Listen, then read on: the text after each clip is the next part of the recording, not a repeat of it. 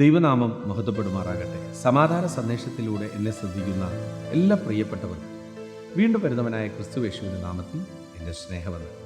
റോമാലേഖനം 10-ാം അധ്യായം അതിൻ്റെ 1 മുതലുള്ള വാക്യങ്ങളിൽ, സഹോദരന്മാരെ, അവർ രക്ഷിക്കപ്പെടണമെന്ന് തന്നെ ഞാൻ ഹൃദയവാഞ്ചയും അവർക്ക് വേണ്ടി ദൈവത്തോടുള്ള യാചനയുമാകുന്നു.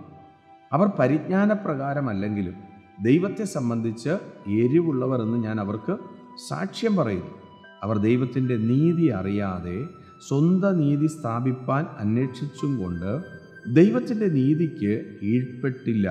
വിശ്വസിക്കുന്ന ഏവൻ നീതി ലഭിപ്പാൻ ക്രിസ്തു ന്യായപ്രമാണത്തിൻ്റെ അവസാനമാകുന്നു. ധന്യനായ പൗലോസ് റോമാ സഭയ്ക്ക് ലേഖനം എഴുതുമ്പോൾ ആത്മാവിൽ പറയുകയാണ്, സഹോദരന്മാരെ, അവർ രക്ഷിക്കപ്പെടണം എന്ന് തന്നെ എൻ്റെ ഹൃദയവാഞ്ചയും അവർക്ക് വേണ്ടി ദൈവത്തോടുള്ള യാചനയുമാകുന്നു. അവർ രക്ഷിക്കപ്പെടണമെന്ന് തന്നെയാണ് ആഗ്രഹം. പക്ഷേ അവരെക്കുറിച്ച് പൗലോസ് വ്യക്തമായിട്ട് അടുത്ത് പറയണം, അവരുടെ അവസ്ഥയെക്കുറിച്ച് പറയുകയാണ്. അവർ ദൈവത്തിൻ്റെ നീതി അറിയാതെ സ്വന്തം നീതി സ്ഥാപിപ്പാൻ അന്വേഷിച്ചും കൊണ്ട് ദൈവത്തിൻ്റെ നീതിക്ക് കീഴ്പ്പെട്ടില്ല. പ്രമാണത്തിനകത്ത് പ്രമാണത്തെ പിടിച്ചുകൊണ്ട് രക്ഷപ്പെടാൻ പറ്റുമെന്ന് പറഞ്ഞാൽ നിൽക്കുകയാണ്, അവരുടെ സ്വന്തം നീതിക്കകത്ത് നിൽക്കുകയാണ്.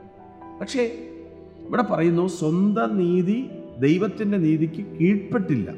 വിശ്വസിക്കുന്ന ഏവനും നീതി ലഭിപ്പാൻ ക്രിസ്തു ന്യായപ്രമാണത്തിൻ്റെ അവസാനമാകുന്നു. വേറെ കാൽവരി ക്രൂശിലൂടെ കിട്ടിയ ഒരു രക്ഷയുണ്ട്. ആ ക്രൂശിനെ വിശ്വസിക്കുമ്പോൾ കിട്ടുന്ന ഒരു മഹത്വമുണ്ട്.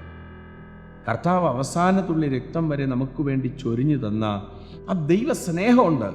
അതിനകത്തോട്ട് പ്രവേശിക്കുന്ന ഒരു വ്യക്തിയെക്കുറിച്ച് പറയുകയാണ്. അവനാണ് രക്ഷയുടെ സന്തോഷത്തിലേക്ക് പ്രവേശിക്കുന്നത്. ക്രിസ്തു ന്യായപ്രമാണത്തിൻ്റെ അവസാനമാണ്. ഇനി വേറൊരു വാക്കില്ല. ഈ സന്ദേശം കേൾക്കുമ്പോൾ പ്രിയരെ, നമ്മുടെ ജീവിതത്തിനകത്ത് നമ്മുടെ നല്ല പ്രവൃത്തി കൊണ്ടല്ല നമ്മൾ നീതീകരിക്കപ്പെടുന്നത്. കരുണയാലാണ്, കൃപയാലാണ്. റോമാലേഖനം മുഴുവൻ പൗലോസ് ശക്തമായിട്ട് പറയുന്നു, ദൈവത്തിൻ്റെ കരുണ, ദൈവത്തിൻ്റെ സ്നേഹം, ദൈവത്തിൻ്റെ മനസ്സലിവ്. ഈ സന്ദേശം കേൾക്കുമ്പോൾ ജീവിതത്തിനകത്ത് ഈ കർത്താവിനെ മുറുകെ പിടിച്ചുകൊണ്ട് നമുക്ക് ചെയ്യാൻ കഴിയാത്ത, നമ്മളെക്കൊണ്ട് സാധിക്കാത്ത ചില മേഖലകളിൽ പരിശുദ്ധാത്മാവെന്ന ആ ദാനത്തെ കർത്താവ് അതുകൊണ്ടാണ് അവസാന സമയത്ത് പറഞ്ഞത്, ഞാൻ പോകുന്നത് നിങ്ങൾക്ക് നല്ലത്. ഞാൻ പോകാഞ്ഞാൽ പരിശുദ്ധാത്മാവെന്ന കാര്യസ്ഥനെ നിങ്ങൾക്ക് കിട്ടത്തില്ല. എന്നെപ്പോലെയല്ല കാര്യസ്ഥൻ. പരിശുദ്ധാത്മാവ് എല്ലായ്പ്പോഴും ഏത് സമയത്തും നിങ്ങളുടെ കൂടെ ഇരിക്കാൻ ശക്തനാണ് എന്ന് വെച്ചാൽ അതിൻ്റെ അർത്ഥം നമ്മുടെ ഒരു പോയിൻ്റ് ബൈ പോയിൻ്റിൽ ഇറങ്ങി വരുന്ന ഒരു അഭിഷേകമുണ്ട്. സത്യത്തെ സ്വതന്ത്രത്തിലേക്ക് നയിക്കുവാൻ, സത്യം അറിഞ്ഞു, സത്യം അവരെ സ്വതന്ത്രമാക്കി, അതിലേക്ക് നടത്തുന്ന ഒരു വലിയ സ്നേഹമുണ്ട്. ആ സ്നേഹത്തെ പരിശുദ്ധാത്മാവിൽ തിരിച്ചറിഞ്ഞ് ദൈവരാജ്യത്തിന് പ്രയോജനപ്പെട്ട് അന്ത്യം വരെ യുദ്ധം ചെയ്ത് ജയിപ്പാൻ ദൈവം കൃപ ചെയ്യട്ടെ. വിശ്വസിക്കുക, പ്രാർത്ഥിക്കുക. ദൈവം വിശ്വസ്തൻ. God bless U.